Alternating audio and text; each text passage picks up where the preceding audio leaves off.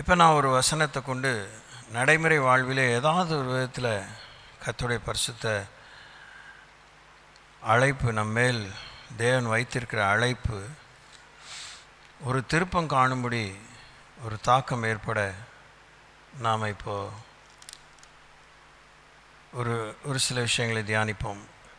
திறவுகோல் வசனமாக வெளிப்படுத்தின விசேஷம் 10ஆம் அதிகாரம் 6ஆம் வசனத்தை வாசிக்கிறேன். இந்த book of Revelation chapter 10 verse 6. இனி காலம் செல்லாது. அவ்வளோதான். இனி காலம் செல்லாது, ஆனாலும் அப்படி வாசிப்போமா? இனி காலம் செல்லாது. அதுவே ஒரு முடிவான வாக்கியம், கருத்து முடிஞ்ச ஒரு வாக்கியம். ஆனாலும்ங்கிறதையும் ஆவியானவர் எழுதும்படியாக நிர்பந்திக்கப்பட்டிருக்கிறதை பார்க்கிறோம். இனி காலம் செல்லாது, ஆனாலும். பெண்கள் அனைவரும் சொல்லுங்கள், சொல்லுங்கள், தெளிவாக சொல்லுங்கள். நான் ஒரு பெண் தான், இனி காலம் செல்லாது, ஆனாலும் அப்படின்னு சொல்லுங்கள்.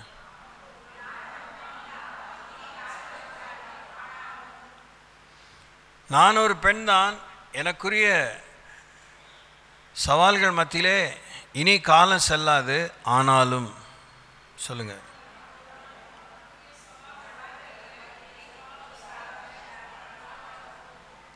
இதை சொல்கிறதுக்கு உங்களுக்கு வாய் கூசுது, வாய் வலிக்குது, கவனம் இல்லை.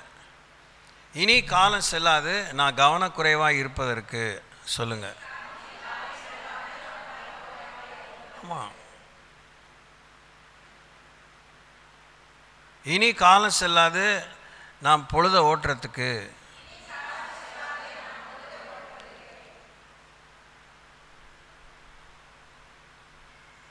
இப்போ நாம் இங்கே யாருடைய மரியாதைக்காக கூடி வரல. கடவுள் பயத்தோடு, கடவுளுடைய அச்சத்தோடு, தேவனுடைய திருவுளம் திருசித்தம் நம்மை பற்றி நிறைவேறும்படி நாம் கூடி வந்திருக்கிறோம். வசனத்தை வாசிக்கிறேன். இனி காலம் செல்லாது, ஆனாலும் தேவன் தம்முடைய ஊழியக்காரராகிய தீர்க்க தரிசிகளுக்கு சுவிசேஷமாய் அறிவித்தபடி 7ஆம் தூதனுடைய சத்தத்தின் நாட்களிலே அவன் எக்காலம் ஊதுகிற போது தேவ ரகசியம் நிறைவேறும் என்று வானத்தையும் அதில் உள்ளவைகளையும் பூமியையும் அதில் உள்ளவைகளையும் சமுத்திரத்தையும் அதில் உள்ளவைகளையும் சிருஷ்டித்தவரும் சதா காலங்களிலும் உயிரோடு இருக்கிறவருமானவர் மேல் ஆணையிட்டு சொன்னான். இந்த வாக்கியம் 800 கோடி மக்கள் மேலேயும் நிர்பந்தமாக இருக்குது. ஆட்டுக்குட்டியான் ரத்தத்தால் மீட்டுக்கொள்ளப்பட்ட அந்த தெரிந்து கொள்ளப்பட்ட மக்கள் மேல் இருக்குது. அந்த கூட்டத்தில் தேவனுடைய பணியை செய்யும்படியாக பொறுப்பை அடைந்த பொறுப்பாளிகளாக இருக்கிற ஆண்டுடைய ஊழியர்கள் மேல் இருக்குது, திருச்சபையின் மேல் இருக்குது. இனி காலம் செல்லாது, ஆனாலும் தேவன் தம்முடைய ஊழியக்காரராகிய தீர்க்கதரிசிகளுக்கு சுவிசேஷமாய் அறிவித்தபடி 7ஆம் தூதனுடைய சத்தத்தின் நாட்களிலே, 7ஆம் தூதனுடைய சத்தத்தின் நாட்களிலே நமக்கு ஒரு குறிக்கப்பட்ட காலம் இருக்கு. நாம் யூதா நிருபத்தில் வாசிக்கிறது போல காலம் தப்பியோ ஸ்தானம் தப்பியோ அந்த சுற்று சூழலை தப்பியோ நாம் இன்னொரு இடத்துல பிரகாசமாக இருப்பதோ பிரயோஜனமாக இருப்பதோ ரொம்ப அரிது. பிரகாசமாக இருக்க முடியாது நான் தாந்தோண்டித்தனம் சொல்ல எனக்கு இஷ்டம் இல்லை, நான் கடவுள் இல்லை. ஆனால் முடியும்னு நான் தைரியமாக நம்பிக்கை கொடுக்கவும் எனக்கு அதிகாரம் இல்லை. நம்முடைய நாட்களை எண்ணும் அறிவுன்னு ஒன்று நமக்கு போதிக்கப்பட்டிருக்கு. பெண்களான உங்களுக்கு தான் சொல்கிறேன். அவங்கள பற்றி என்ன, இவங்கள பற்றி என்ன, ஆம்பளைங்களை பற்றி என்ன, அதை பற்றி என்னென்னு யோசிச்சுட்டு இருக்காதீங்க. இந்த மாதிரி நெருக்கமான சூழலிலே உலக சமுதாயத்திலே, சபை சரித்திரத்திலே, உலக சரித்திரத்திலே, ஆன்மீக ஆராதிக்கும் சமுதாயத்தினர் மத்தியிலும்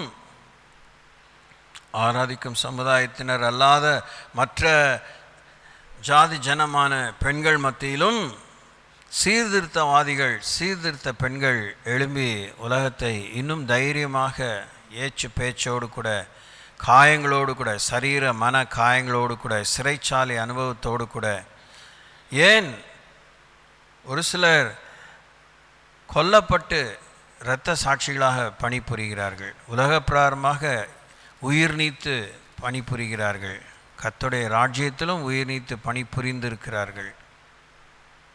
பெண்கள் கூட்டம் எதற்காக? why this exclusive ladies meeting for you? இனி காலம் செல்லாது. ஆனால் அரங்கேற வேண்டிய காரியத்தெல்லாம் ஈனத்தனமாக துணிகரமாக பிசாசு அரங்கேற்றி கொண்டே இருக்கிறான். எல்லா ஜாதி ஜனத்தின் மத்தியிலே நினைக்கிறோம் வெள்ளைக்காரெல்லாம் நல்லா இருக்கானு, நம்மளை விட ரொம்ப கேவலமாக இருக்காங்க, நம்மளை விட ரொம்ப காயப்பட்டு இருக்காங்க. அண்மையிலே ஒரு சகோதரி என்னிடத்தில் அப்படி தான் பெரிய ஒரு அங்கலாய்ப்போடு கூட ஒரு அழுத்தமான குரலோடு கூட, எங்கள் பெண்களான எங்கள் நிலைமை எப்பயுமே இப்படி தானா, நாங்கள் அடிமைகள் தானா, நாங்கள் அடங்கி தான் போகணுமா அப்படின்னு அவங்களுடைய குடும்ப பிரச்சனையை மனதில் வைத்து கேட்டாங்க. நான் மொட்டையும் உங்களுக்கு எதையும் சொல்ல முடியாது சிஸ்டர், நீங்கள் விலாவாரியாகிட்டோ எல்லாத்தையும் ஒப்பிக்க வேண்டாம்.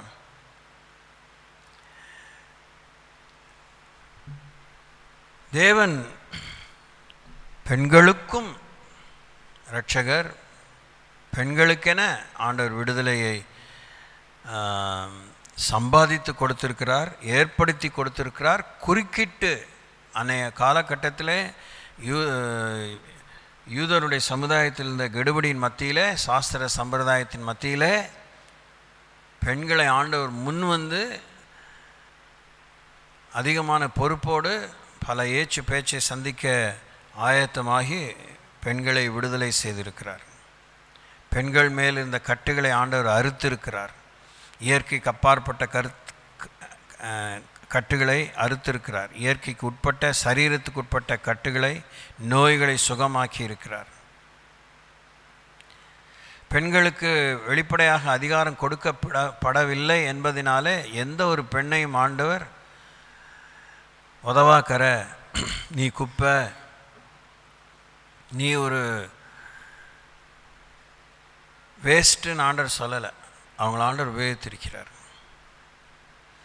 அவர்களுக்கு சமுதாய மரியாதையை பெற்று தந்திருக்கிறார். அவர்களை தன்னுடைய ஊழிய பாதையிலே சுட்டி காண்பித்து, பெயரை உச்சரித்து அவருடைய பணியை, அவருடைய வாழ்க்கையை தேவன் உலகத்துக்கு விளம்பரம் செய்திருக்கிறார்.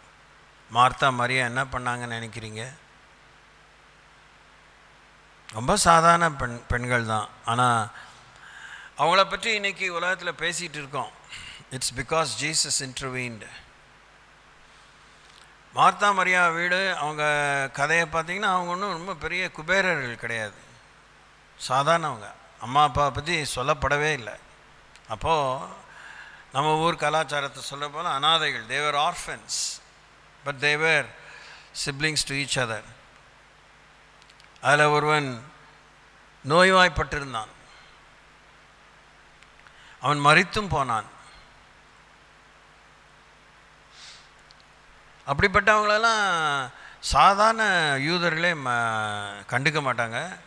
அதிகார வர்க்கத்தினர், ஆன்மீக வர்க்கத்தினர், சதுசேயர், பரிசேயர், வேதப்பாரர்கள், they will care a foot for these ladies. But ஆனால் இயேசு கிறிஸ்து அந்த குடும்பத்தை நேசித்தார். இது கதை கேட்குறதுக்கு நம்ம சொல்லலை. நீங்கள் எழுமணி இனி காலம் செல்லாது, ஆனால் நீட்டி இழிக்காமல் ஆண்டவரே என்னை வல்லமைப்படுத்துங்க.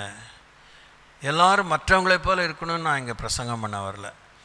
உங்களால் இன்னும் எந்த அளவுக்கு ஆண்டவர் கையில் பிரகாசமாக இருக்க முடியும், இன்னும் உபயோகமாக இருக்க முடியும், இன்னும் பலம் அடைய முடியும், இன்னும் கிருபை அடைய முடியும், இன்னும் வரங்களால் நிரம்ப முடியும், இன்னும் எவ்வளோ கீழ்ப்படிய முடியும், இன்னும் எவ்வளோ நீங்கள் செலவாக முடியும், செலவழிக்க முடியும். மிகுந்த உச்சக்கட்டமான மகா உச்சிதமாக எனக்கு என்னுடைய அபிப்பிராயத்தில் இதுக்கு மேலே ஒரு ஒப்பில்லாத ஒப்புமை இல்லைங்கிற விஷயத்தை, உங்களை தேவன் படைத்த நோக்கத்தை ஏராளமான முறை நான் உங்களுக்கு நினைவுபடுத்தி போதித்திருக்கிறேன். நீ ஏற்ற துணையாக இரு. நீ படைக்கப்பட்ட அந்த உயர்ந்த நோக்கத்திலே, மீட்டு கொள்ளப்பட்ட, கிரகித்து கொள்ளப்பட்ட அந்த நோக்கத்திலே உன்னுடைய ஸ்தானத்தை, உன் அந்தஸ்தை, உன்னுடைய பணியை, உன்னுடைய அழைப்பை, உன்மேல் இருக்கிற தேவனுடைய வரத்தை, உன்மேல் இருக்கிற தேவனுடைய கரத்தை, உன்மேல் தேவன் பாரமாக, அதாவது உன்மேல் வைக்க வேண்டிய ஒரு பொறுப்பை வைக்கக்கூடிய அளவுக்கு வைக்கும் கர்த்தருடைய வார்த்தையை நீ சுமந்துருங்கிறதெல்லாம் அவங்களுக்கு சொல்லாமல் இல்லை. நீங்கள் பிள்ளைகளை சுமந்து பெற்றிருக்கிறீங்க, அதெல்லாம் ஒண்டர்ஃபுல், அதெல்லாம் ஒப்பில்லாத விஷயம். ஆனாலும் தேவனிடத்திலே உங்களுடைய உரிமையை நீங்கள் திரும்பி நீங்கள் கோர வேண்டும். இனி காலம் செல்லாது. ஆனாலும் தேவன் தம்முடைய ஊழியக்காரராகிய தீர்க்கதரிசிகளுக்கு சுவிசேஷமாய் அறிவித்தபடி 7ஆம் தூதனுடைய நாட்களிலே அவன் எக்காலம் ஊதுகிற போது தேவ ரகசியம் நிறைவேறும் என்று. உங்களை பற்றிய தேவ ரகசியம், மிஸ்ட்ரி, உங்களுக்கு தான் அதை விளக்குவார். இது மூடு மந்திரம் இல்லை, இது குசு குசு மந்திரம் இல்லை. உங்களை பற்றி படைத்த அந்த நோக்கத்தை நீங்கள் தான் கேட்கணும். இந்த போராட்டத்தின் மத்தியிலே, இந்த நெருக்கத்தின் மத்தியிலே, காலம் செல்லாத பொது அறிவில் எதை எடுத்துக்கிட்டாலும் சரி, பைபிள்லேருந்து சொல்லிட்டதுனால இது வேத வாக்கியம் நீங்கள் எடுத்துக்கிட்டாலும் சரி, காலம் விரயமாயிட்டு இருக்கும்போதே உங்கள் புத்தி பல விஷயத்தில் இருக்குல்ல. For all that is set and ton. அதே மாதிரி இந்த உலகத்தில் இனி காலம் செல்லாதுங்கிற இந்த உலகத்தில் இவ்வளோ அழிச்சாட்டி நடக்கிற நேரத்தில் பெண்கள் தங்கள் காரியத்தை தேடுகிறார்களா இல்லையா? நசுக்கப்படுகிறார்கள். அதற்கு நம்ம எந்த விதத்தில் உபயோகமாக இருக்கலாம்? நாம் நசுக்கப்படாமல் இருப்பதுக்கு என்ன விதத்தில் கவனமாக இருக்கலாம்? நாம் உபயோகமாவதுக்கு என்ன விதத்தில் விழித்து எழலாம் என்பதை எல்லாத்தையுமே கவனிக்கும்போது, ஆண்டவரை அறியாதவங்க ஏதாவது ஒரு விதத்தில் தங்களை மேம்படுத்தி கொள்கிறார்கள், தங்கள் குடும்பத்தை மேம்படுத்துகிறார்கள், தங்களுடைய பிள்ளைகளை முன்னேற்றத்தை பற்றி கரிசனையாக இருக்கிறார்கள். உடனே எல்லாரும் பிள்ளைகளை ஐஏஎஸ் ஆஃபீஸர்ஸாக மாற்றுறதில்ல, கலெக்டராக மாற்றுறதில்ல.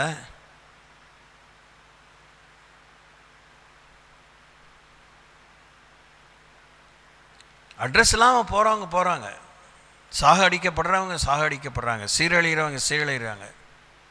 அதனால் நான்லாம் எந்த விதத்தில் உபயோகம் இல்லைன்னு பெண்கள் உட்கார்ந்துடல.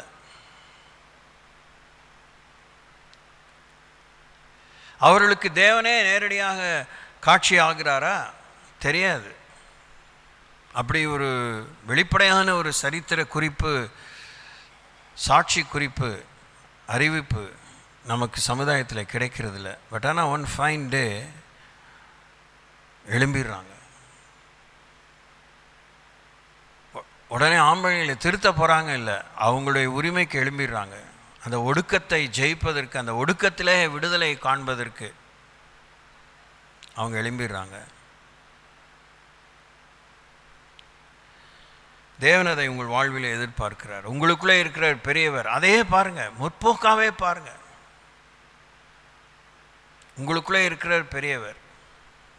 உங்கள் ஜனத்தொகை ஆஸ் ஆஃப் நவ் ஆண்களை விட ஜாஸ்தி தான், எக்ஸப்ட் இன் 1 or 2 countries. சில நாடுகளிலே பெண்கள் இல்லையா, பெண்கள் தொகை அவ்வளோ கம்மி. சில நாடுகளில் ஆண்களே இல்லையா. ஏசாயால சொன்னது போல் ஒருத்தி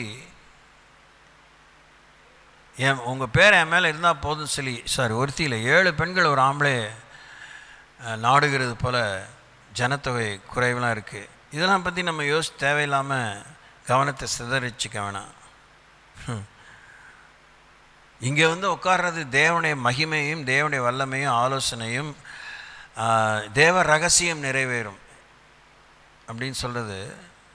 அதை பற்றியே மாத்திரம் நான் சொல்லிகிட்டே இருக்க முடியும், எனக்கு அவசியம் இல்லை. இப்போது உங்களுக்கான ஒரு கஸ்டமைஸ்ட் கவுன்சில். உங்களை படைக்கும்போது தேவன் எந்த பெண்ணையும் மனசில் யோசிக்கலைக்கு. இப்போ ஒரு 10, 15, 20 பெண்கள் இருக்கீங்க. இன்னாரை அன்னாரை படைப்பதற்கு முன்பாக ஒப்பிட்டு யாரையும் பார்த்து படைக்கல. நீங்களாகவே உங்களை தனித்தன்மை வாய்ந்தவர்களாகவே படைத்தார். நீங்கள் படைக்கப்படும் பொழுது, நாம் எல்லாரும் படைக்கப்படும் பொழுது இந்தியாவிலே கிறிஸ்தவர்களாக படைக்கப்படவில்லை, தேவனுடைய பிள்ளைகளாக விசுவாசிகளாக படைக்கப்படவில்லை. நாம் எல்லாரும் அந்தந்த மத நம்பிக்கையில் அந்தந்த கலாச்சார பின்னணியில் இருந்தோம், பொருளாதார பின்னணியில் இருந்தோம்.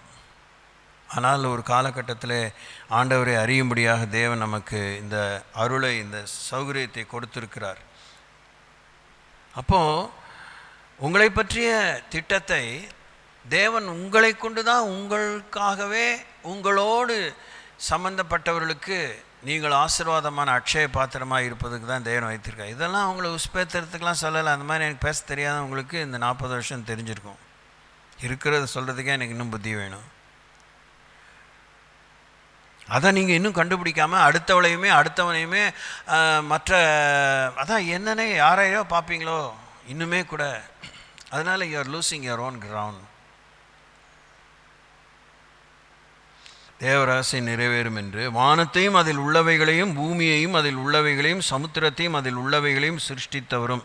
இத்தனை படைச்சிருக்கேன், ஒன்றை நான் படைச்சிருக்கேன், அதெல்லாம் கவனிக்கிறேன், அதை விட அவைகள் மேலே உனக்கு ஆளுகையை தந்திருக்கேன், அவைகளை விட நீ உச்சிதமாக உயர்தரமான சிருஷ்டியாக படைக்கப்பட்டவள், ஒன்று நான் கைவிட்டுருவேனா? சதா காலங்களில் உயிரோடு இருக்கிறவருமானவர் மேல் ஆணையிட்டு சொன்னான். உங்களுக்காக சொன்னதை, உங்களை படைத்த நோக்கத்தை நிறைவேறுவதற்கு சதா காலங்களில் உயிரோடு இருக்கிறார். அவர் மேல் ஒரு ஆணை இருக்கு. God has taken up an oath upon himself to fulfill something that he has spoken in his own heart about you. உங்களை பற்றி தன் உள்ளத்தில் பேசினதை, இந்த பகுதியில் எழுத்தாக எழுதி கொடுத்ததை தேவன் நிறைவேற்றுவதற்கு உயிரோடு இருக்கிறார். தெபராளை அப்படி தான் உபயோகித்தார், யாகேலை உபயோகித்தார். நாம் ஏறக்குறைய எக்ஸாஸ்டிவாக எல்லா வேத கதாபாத்திரத்தை, பெண்களை பற்றி பார்த்துட்டேன். இன்னும் 2-3 பெண்கள் இருக்கிறாங்க அப்படி நான் சமீபத்தில் பார்த்தேன். அவர்களை பற்றியும் யோசிப்போம். ஒரே ஒரு முறை தான் சின்ன ஒரு மேற்கோள் காட்டி மாத்திரம்தான் பேசி போனவங்க இருக்கிறாங்க. எந்த விதத்திலும் வேதத்தில் இடம் பெறாமல், சரித்திரத்தில் இடம் பெறாமல், அன்சங் ஹீரோஸ்னு ஆங்கிலத்தில் அடிக்கடி சொல்லுவேன் இல்லை, அறிவிக்கப்படாத, இப்போ விளம்பரத்துக்கு வராத, தெரியப்படாத, மறைவிலே அப்படியே மறைந்தே போன எத்தனையோ வீரர்கள், வீராங்கனைகள் இந்த உலகத்தில், கிறிஸ்தவ சமுதாயத்தில், சபை சரித்திரத்தில், வேத சரித்திரத்தில் வாழ்ந்து மரித்திருக்கிறார்கள். அவர்களெல்லாம் நாம் ஒரு காலத்தில் தேவ கிருபை இருந்து நாம் பரலோகத்துக்கு போகும்போது பார்ப்போம், ஆச்சரியப்படுவோம். அப்போ நம்ம அங்கலாய்ப்போம், நான் பூமியில் இருக்கும்போது எனக்கு என்ன மரியாதையும் கிடையாதுன்னு. அப்படியே ஒரு பெரிய கூட்டத்தங்க, இதெல்லாம் அப்படி தான். ஆனால் என்னென்ன மாதிரிலாம் உபயோகமாக நீ ஏன் வந்துக்கிற? நீங்கள் உனக்கு இந்த முடிவில் வாழ்க்கை கொடுத்ததே உனக்கு பெரிய பாக்கியம் அப்படின்னு சொல்லி ஆண்டவர் நம்மளை தைரியப்படுத்துவார். Praise the Lord, praise the Lord. நாம் செல்ல வேண்டிய தூரம் எக்கச்சக்கமாக இருக்குது. ஒரு இறைச்சியும் அப்பத்தையும் தண்ணியும் கொடுத்துட்டு கிளம்பு இப்படியே உட்காந்து நேரத்துக்கு மணி அடித்தா சாப்பாடு, முடி முளைச்சா மொட்டைன்னு உட்காந்துருக்காதுன்னு எலியா ஆண்டவர் கிளப்பி விட்டார். ஒரு 40 days 40 nights நடந்ததாக பைபிள் சொல்லுது. So we need to go a long way. Jeremiah 26:13, the book of Jeremiah chapter 26 verse 13. இப்பொழுதும் நீங்கள் உங்கள் வழிகளையும் உங்கள் கிரியைகளையும் சீர்படுத்தி உங்கள் தேவனாகிய கர்த்தருடைய சத்தத்தை கேளுங்கள். அப்பொழுது கர்த்தர் உங்களுக்கு விரோதமாய் சொன்ன தீங்குக்கு மனஸ்தாபப்படுவார். ஏதாவது விதத்தில் நீங்கள் யோசிங்க. சொன்னேன் சமீபத்தில் அந்த அல்லங்குஷ் கம்பெனி அந்த நிறுவின கமலாபாய் அங்கே தான் இருக்கிறாங்க. அவங்க ஹஸ்பண்ட் இறந்தார். அவங்கள பற்றி கொஞ்சம் திருப்பியும் கேள்விப்பட்டேன். வீட்டுக்காரர் பொறுப்பில்லாதவர் தான், மொத்தத்துக்கு ஓட்டாண்டி ஆக்கிட்டாங்க.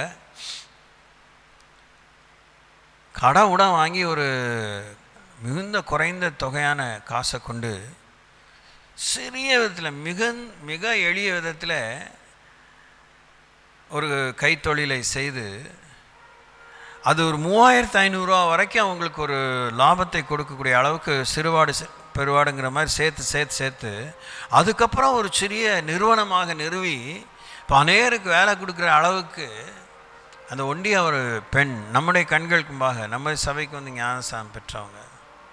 she is still alive, she is still speaking. உங்களுக்கு கொடுக்கப்பட்ட சலுகைகள், நீங்கள் பெற்றுக்கொண்ட அவ்வளோ நன்மைகள், உங்களுக்கு கொடுக்கப்படுகிற காவல், உங்களுக்கு கொடுக்கப்படுகிற உங்கள் வீட்டில் கிடைக்கிற மரியாதை, கிடைக்காத மரியாதை பற்றி அங்கலாய்ச்சிட்டே இருக்கலாம். இது உங்களுக்காக மாத்திரம் இல்லை, எல்லாருக்குமே தான் பொருந்தும். ஆண்கள்லாம் அங்கலாய்க்கலாம் இன்னும் அப்படிலாம் ஒன்றும் கிடையாது. Everybody has their own layman's. ஆனால் அந்த பெண் சாதித்திருக்கிறாளே, நீங்கள் இது பத்தலை அது பத்தலை, இது முடியல அது முடியல, இப்படி இல்லை அப்படி இல்லைன்னு சொல்லிகிட்டே இருக்கீங்களே, உங்களால் எத்தனை பேர் வாழ்வு பெறுறாங்க? உங்களால் எத்தனை பேர் விடுதலை பெறுகிறார்கள், தெய்வீக சுகம் பெறுகிறார்கள்? எல்லாத்தையும் நான் சொல்ல முடியாது, அவ்வளோ பண்ணியிருக்காருல, அதை நாங்கள் ஒத்துக்கிறோம். பார்க்கல, ஆனால் அவங்க வார்த்தையை நம்பி ஒத்துக்கிறோம். பண்ணியிருக்காருல, இவ்வளோ பேர் சுகமாயிருக்காங்களே, இத்தனை பேர் விடுதலை ஆயிருக்காங்களே. அடுத்த கட்டமாக அவங்களை சீஷர்களாக்குங்க, அவங்க அந்த விடுதலை கொண்டு போகிற அளவுக்கு அவங்களை மாற்றுங்க. இப்போ நம்ம வழக்கமாக அறிஞ்ச பிரபலியமான மிஷினரி லேடிஸை யோசித்து பார்ப்போம். ஐரஸ் கடர் எடுத்து பார்ப்போம், எமி கார்மைக்கில் யோசித்து பார்ப்போம்.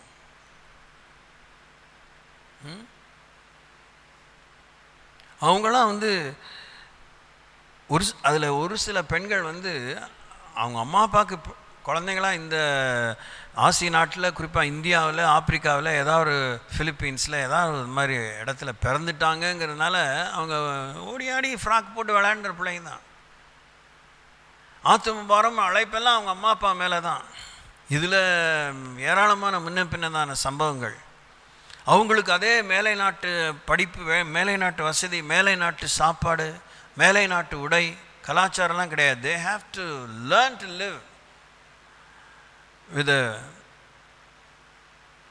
the people. அவங்க எந்த தேசத்தில் எந்த மொழி இனத்தின் மத்தியில் எடுத்தாங்களோ அதை தான் அவங்க பின்பற்ற வேண்டியிருந்துச்சு. அதில் அவங்க சந்தித்த நோய்கள், பொருளாதார நெருக்கடிகள், பஞ்சங்கள், பற்றாக்குறைகள், சாவுகள், அந்த பெண்கள்லாம் ஒடுக்கப்படுற விதம், அடிக்கப்படுற விதம், ஈனமாக நடத்தப்படுற விதம், இதெல்லாம் பார்த்துட்டே தான் இருந்தாங்க. ஏதோ ஒரு நேரத்தில், ஏதோ ஒரு வயசில் சுரீர்னு ஏதோ ஒன்று கடித்த மாதிரி அவங்களுக்குள்ள அந்த சூடு சொரண அந்த தாக்கம் ஏற்பட்டு, அந்த பொறுப்புள்ள வயது வந்த பிற்பாடு இவர்களுக்காக என் வாழ்க்கையை கொடுப்பேன், கடவுளை சத்தத்தை கேட்டு அதுக்காக தங்களை ஆயத்தப்படுத்திக்கிட்டாங்க. அதில் இந்த இரண்டு பெண்களும் நான் சொல்கிறேன், எமி கார்மைக்கிலும் ஐரஸ் கடரும், they were not dying to become doctors. Okay, அவங்களுடைய ட்ரீம்ஸே வேறு. அந்த ஹோல் பயோகிராஃபி நீங்கள் பார்த்தீங்கன்னா, அப்ரிட்ஜ் பயோகிராஃபியில் எல்லாமே சொல்லப்பட்டிருக்கா, சுருக்கமாக்கப்பட்ட அந்த வாழ்க்கை சரிதையில். அதுங்களும் பெண்கள் தானே, அதுங்களுக்கும் 1008 கனவுகள் இருந்துச்சு. ஆனால் அவங்க கண்ட அந்த சவாலை கண்டு தங்கள் இதயத்தை தேவனே பக்குவப்படுத்தும், இனி காலம் செல்லாது, we will never live in our own nationsன்னு ஓடி வந்தாங்க. திருப்பியும் போய் படிச்சுட்டு வந்து பிரசவத்தில் சாராங்களே, பிரசவத்தில் கண்ட அநேக வேதனைகள், ஈனமான காரியங்கள், அதுவும் இல்லாமல் பெண் பிள்ளை பெற்றா அதோட ரொம்ப சங்கடமான காரியங்கள், அப்புறம் உடன்கட்டை ஏறுதல், இதெல்லாம் பார்த்துட்டு மிருகங்களோடு மிருகமாக இருக்காங்களே அப்படின்னு நினச்சி தான் அவங்க வந்து இது மருத்துவத்துக்கு படித்து இருக்கிற சிறுவாடு பெருவாடை கொண்டு 1-to-1 பேசிஸில் ஒருத்தருக்கு ஒருத்தர் சிகிச்சை அளித்து போக போக அப்படியே காத்திருந்து இன்றைக்கி பிரபலமான Christian medical college CMC Vellore அவங்க ஸ்தாபிச்சு. அது மாத்திரம் இல்லை, மெடிக்கல் ஃபீல்ட் மாத்திரம் இல்லை, wholesome rehabilitation for ladies. Amy Carmichael Tirunelveli பக்கம் வந்தாங்க, தென்னகம் முழுசும், விருதுநகர் தாண்டி எல்லாம். 2 பேர் நம்ம நாட்டில் கலக்கியிருக்காங்க. பண்டித ராமாபாய் அப்படி கலக்கியிருக்காங்க. மத்திய பிரதேசத்தில் Nagpur, Maharashtra, parts of Bengal and Odisha.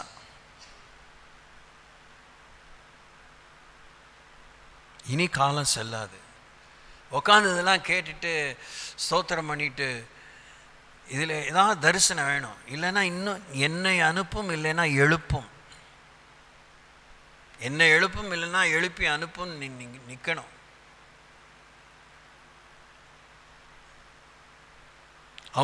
அவங்க பிள்ளைகளை அவங்க கொடுத்தாங்க.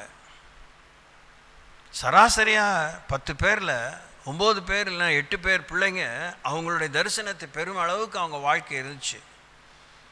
அவங்களுடைய வாழ்க்கை சரிதையில் வாய்ப்பிறப்பாக எந்த ஒரு பிள்ளையும் அவங்க கட்டாயப்படுத்தவே இல்லை ஊழியத்துக்கு வான்னு. அவங்க வாழ்க்கை, அவங்களுடைய தியாகம், அவங்களுடைய பாரம் அப்படி அவங்கள மாற்றிருச்சு. இப்போ உயிரோடு இருக்கிற அந்த கிராம் ஸ்டீன்ஸோடைய ஒய்ஃப், அந்த பிள்ளைங்க எப்படி எழுப்பிட்டாங்க. அந்த 2 பசங்க சார், அந்த பொண்ணு அப்பாவுடைய வேலையை தான் செய்வேன், நான் குஷ்டரோகியாக தான் மாறணும்னு அவசியமாக இருந்தால் அவங்க மத்தியில் தான் என் வாழ்க்கையை கொடுப்பேன். அவங்க அம்மா ஒத்த காலில் நின்று அவள் ஆஸ்திரேலியாவில் தான் அவன் கல்யாணம் பண்ணணும்னு பண்ணாலும், எனக்கு எக்ஸாக்டாக டீட்டெயில் தெரியல, அவன் ஆஸ்திரேலியாவில் கல்யாணம் பண்ணியிருந்தா கூட she has given up her life for leprosy, ministry of leprosy. அந்த மாதிரி இழிச்சவன் எவனா இருப்பான் வெளிநாட்டில், பிழைக்க தெரியாதவன். நான் எவ்வளோ புத்திசாலி, நான் எவ்வளோ பெரிய அழகி, நான் எவ்வளோ பெரிய அந்தஸ்தில் இருக்கவன், என் பிள்ளைகளை விட்டுருவேனா, இந்த புத்தி தான் நமக்கு இருக்குது. இன்னும் வெளிநாட்டிலேருந்து யாராவது நம்மளை தூக்கி விட மாட்டாங்களா, இடுப்பில் சுமக்க மாட்டாங்களா, வாழ்க்கை ஜீவனை ஊற்ற மாட்டாங்களான்னு நாயா பேய தான் அலைகிறோம். உங்கள் இருதயத்தை, உங்கள் ஆவியான்மா சேர்த்து உங்கள் பிள்ளைகளை எத்தனை பேர் இன்னும் ஊழியத்தில் ஊற்ற விரும்புகிறீங்க, தேவ சமூகத்தில் ஊற்ற கண்ணீர் தான் தாராளமாக விட்டிங்களா? உங்கள் கண்ணீரை கண்டு கர்த்தர் கலங்கணும், ஆடி போயிடணும். ஒருத்தி தொட்டா அவருடைய வஸ்திரத்தின் ஓரத்தை, பிரேக்கே விழுந்துருச்சு. என்ன மண்ணாங்கட்டி ஸ்பீட் பிரேக்கர், அவரால் அங்கிட்ட இங்கிட்ட நகரவே முடியல. என்ன ஆச்சுன்னு, என்னிடத்துலேருந்து வல்லமை புறப்பட்டதை நான் உணர்கிறேன்னாரு. என்னங்க நீங்கள் பேசுகிறீங்க, உங்களை சுற்றி போட்ட எல்லாம் பிசைகிற மாதிரி தான் இருக்கிறாங்க, இந்த ஜனத்தொகையில் யார் தொட்டான்னு கேட்குறீங்க, இது என்ன ஒரு கேள்வியா? இல்லை, என் சரீரத்தில் வல்லமை புறப்பட்டது எனக்கு தெரியும். அந்த பொண்ணு ஆடி போயிடுச்சு. அந்த பெரும்பாலுள்ள ஸ்திரீ நடுங்கி போய், நான் தான் ஸ்திரீயே, உன் விசுவாசம் உன்னை ரட்சித்தது. உங்களுடைய நீங்கள் கடவுளை தொடணும், கடவுள் தொடணும் தான் நம்ம இன்னும் அலைகிறோம். என்ன தொடலை, அவர் நமக்குள்ளே வாழ்கிற, நமக்கு இதை எதுவுமே எல்லாம் அபத்தமாகவே இருக்கணும். இப்போ தான் ஒரு குறிப்பு வாசித்தோம், துருபதேசங்கள். எவனோ வந்து பொய் சொல்கிறான், எவனோ வந்து கட்டுக்கதை கட்டுறானே நம்ம மைண்டில் ஆயிடுச்சு. உபதேசத்தை கீழ்ப்படியாமல் போகும்போது, உபதேசத்தை மதிக்காமல் இருக்கும்போது, உபதேசங்கிறது பிடிக்கலைன்னா ஆலோசனை, கடவுளுடைய ஆலோசனை தான் உபதேசம். அவர் ஆலோசனை பிடிக்காம தான் அதை சட்டை பண்ணாமல் வேறொரு ஆலோசனைக்காக கேட்குறோம். அப்படி எல்லாம் ஆண்டவரே, இப்படி எல்லாம் ஆண்டவரேன்னு.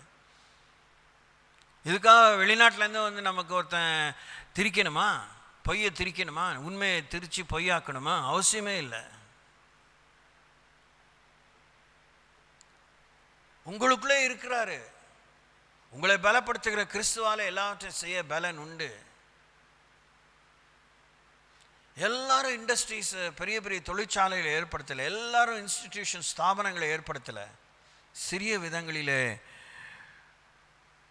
தாக்கத்தை ஏற்படுத்தி இருக்கிறார். பிள்ளைகளை வளர்த்திருக்கிறாங்க. Susanna Wesley, she is only a more industrious, more devout mother. 27 பிள்ளைங்க, அத்தனை மிஸ்கேரேஜஸ், அத்தனை பேர் சேர்த்தாங்க. 24 ஆகி 18 ஆகி கடைசியில் தேர்னது 2, சார்ல்ஸ் வெஸ்லி, ஜான் வெஸ்லி. அவங்கள பற்றி சமயத்தில் திருப்பி படித்தேன். அவங்க வெள்ளைக்காரி இல்லைங்களா, இங்கிலாந்து தேசத்தை சேர்ந்தவங்க. அவங்க சமையலார தான் அத்தனை பிள்ளைங்களா, சில்ட்ரன்ஸ் ஹோமாக வீடே ஒரு குழந்தைகள் காப்பகம் போல தான். அத்தனை பேருக்கு சமைக்கணும், போகணும், வரணும். அதில் பிள்ளைகளுடைய பறி கொடுத்தாங்க. அதெல்லாம் மத்தியில் அந்த ஏப்ரன் போடுறாங்க கவுனு, அதுதான் அவங்க கடவுளுடைய பிரசன்னமாக. எழுதும்போது எனக்கெலாம் இப்போ சொல்லும்போது கூட உடம்பு புல்லரிக்குது.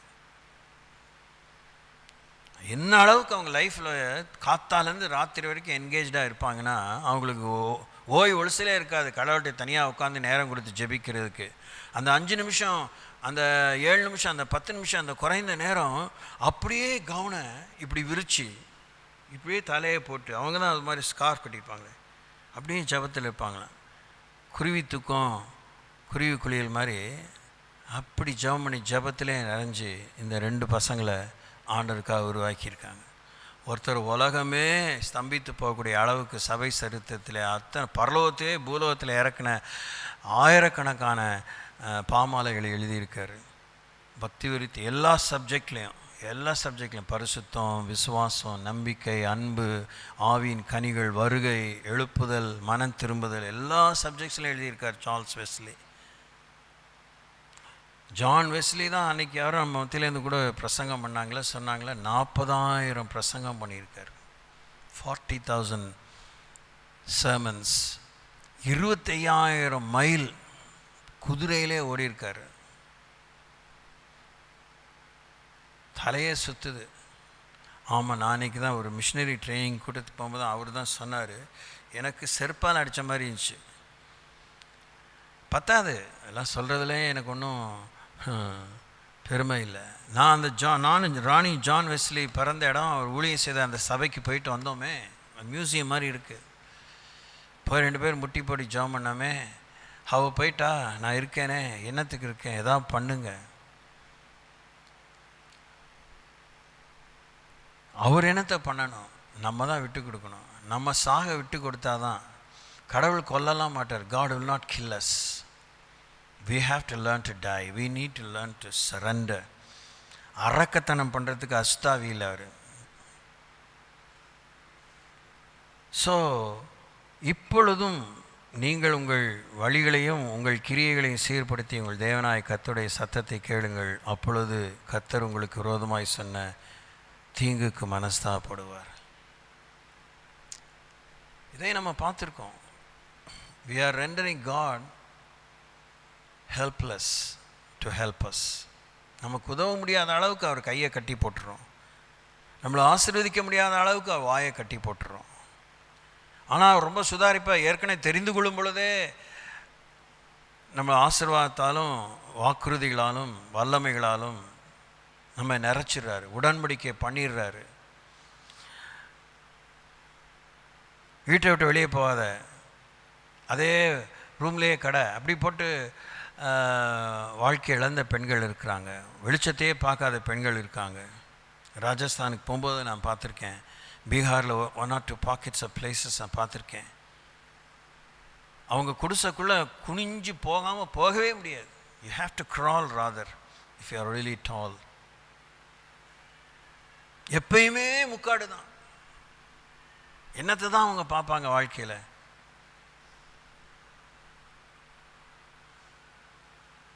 இதெல்லாம் நமக்கு இருக்கா? இல்லை.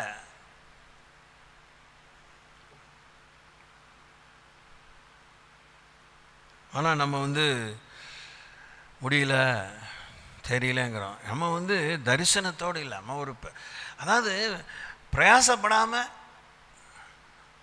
அலுங்காமல் குலுங்காமல் அப்படியே மேனாமினிக்கு மாதிரி ஆசீர்வாதமாக இருக்கணும், பேர் வரணும். என்ன எனக்கு புரியல, அது எந்த விதத்துலையுமே புரியல.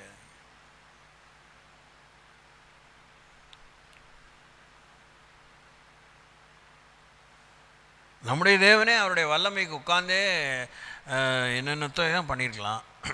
அவரே மனுஷனாக வந்திருக்கணும். அவர் ஏன் அடி உதம் வாங்கணும்? ஏன் சாகணும்? ஏன் நடக்கணும்?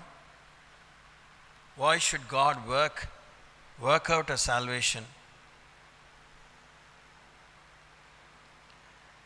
யாருக்குள்ளேயாவது இந்த சிந்தை வெடித்து கிளம்பணும், இந்த கிருபை வெடித்து கிளம்பணும், இந்த வல்லமை வெடித்து கிளம்பணும். இம்ப்ரெசிவாக இமோஷனலாக ஜாப் பண்ணினது மாத்திரம் நம்ம திருப்தி ஆகிடக்கூடாது. ஐ ஹவ் டன் மை ஜாப்னு. நம்மக்கிட்டே இருந்து ஒன்று வெளியே போகணும். அப்போ அவர்கிட்டேருந்து நமக்குள்ளே ஒன்று வரும். நமக்குள்ளே தான் இருக்கிறாரு. நம்மக்கிட்டேருந்து ஒன்று வெளியே போயிடுச்சுன்னா அது வெளியே காமிப்பார். அது போனதை விட நான் உனக்கு தரேன், அது போயிடுச்சின்னு கவலைப்பட, நான் உனக்கு தரேன், இதை தரேன் அப்படின்னு ஆண்டவர் வைப்பார். யோவேலின் புத்தகம் 2:12-13 வாசித்து நாம் முடிவு செய்வோம். ஆதலால் நீங்கள் இப்பொழுதே உபவாசத்தோடும் அழுகையோடும் புலம்பலோடும் உங்கள் முழு இருதயத்தோடும் என்னிடத்தில் திரும்புங்கள் என்று கர்த்தர் சொல்கிறார். நீங்கள் உங்கள் வஸ்திரங்களை அல்ல, உங்கள் இருதயங்களை கிழித்து உங்கள் தேவனாய கர்த்தரிடத்தில் திரும்புங்கள். அவர் இரக்கமும் மன உருக்கமும் நீடிய சாந்தமும் மிகுந்த கிருபை உள்ளவர். அவர் தீங்குக்கு மனஸ்தாபப்படுகிறவருமாயிருக்கிறார். வழக்கமாக நீங்கள் விசேஷத்தவங்க தாங்க, யாரும் உங்களுக்கு சொல்லணும்னு அவசியம் இல்லை. நீங்கள் ஒன்றும் குப்பை இல்லை, நீங்கள் ஒன்றும் மண் இல்லை, நீங்கள் விசேஷித்தவங்க தான். நீங்கள் இயேசுவை ஏற்றுக்கொள்ளாட்டினாலும் பெண்கள் நீங்கள் விசேஷமாக படைக்கப்பட்டாங்க. You are designer people, you been customised. நீங்கள் உருவாக்கப்பட்டவங்க, படைக்கப்பட்டவங்கள. கண்களை மூடுவோம், ஜெபிப்போம், யோசிங்க. உங்கள் அந்தஸ்தை காத்துக்கோங்க.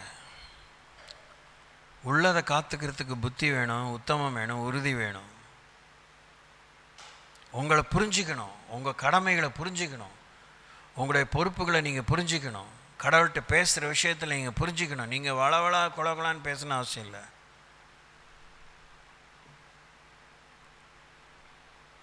உங்களுக்குள்ளே இருக்கிற பெரியவர். சாதனை படைத்த அத்தனை பெண்களுக்குள்ளே இருந்தவர் போல உங்களுக்குள்ளே இருக்கிறவரும் பெரியவர். உங்களுக்குள்ளே இருக்கிறவரும் ஞானம் உள்ளவர். உங்களுக்குள்ளே இருக்கிறவரும் வல்லமையுள்ளவர், தூய்மையானவர். 7ஆம் தூதனுடைய எக்கால சத்தத்தின் நாட்களிலே கடந்து போனதை பற்றி யோசிக்க வேணாம்.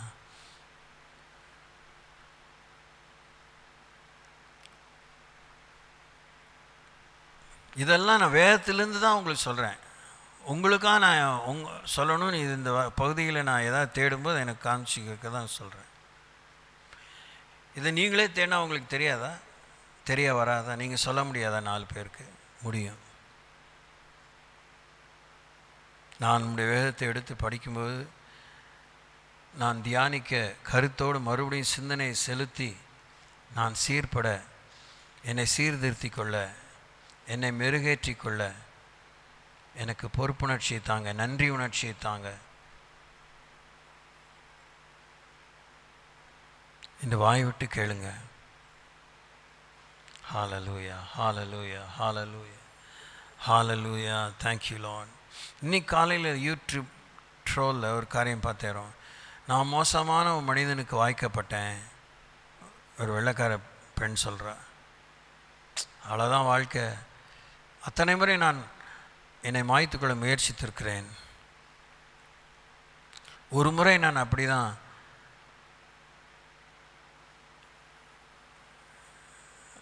விரக்தியோடு ஒரு வீதியில் நடக்கும்போது ஆண்டவர் என்னோடு பேசினார். உனக்குள்ளே இருக்கிறதை நீ பார்க்க கற்றுக்கொள். உன்னை நான் அனுப்பின நோக்கத்தை கற்றுக்கொள். இப்போ அந்த பெண்ணை பற்றி ரொம்ப 5 நிமிஷம் கூட இருக்காது அந்த யூடியூப் ட்ரோல் கிளிப். அதுக்கப்புறம் இப்போ பார்த்துட்டு இருக்கும்போதே எனக்கு இந்த அபிகாயில் தான் ஞாபகம் வந்துச்சு. சொல்கிறேன், நான் பிசாசுக்கு தான் வாய்க்கப்பட்டேன், என்னை நீங்கள் படைச்சிருக்கவே வேண்டாமே அப்படிலாம் நான் கேள்விப்பட்டேன். ஆனால் இன்றைக்கி அத்தனை பேருக்கு அந்த அம்மா ஆசீர்வாதமாக, அத்தனை ஆயிரங்களுக்கு ஆசீர்வாதமாக இருக்கிறாங்க. அபிகாயில் அப்படி தான். நாபால்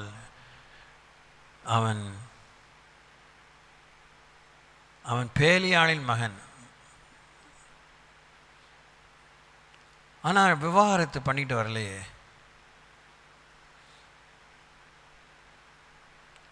தாவீதை சைட் அடிக்கலையே. தாவீது தனக்கு புருஷனாவான் அவளுக்கு தெரியாதே.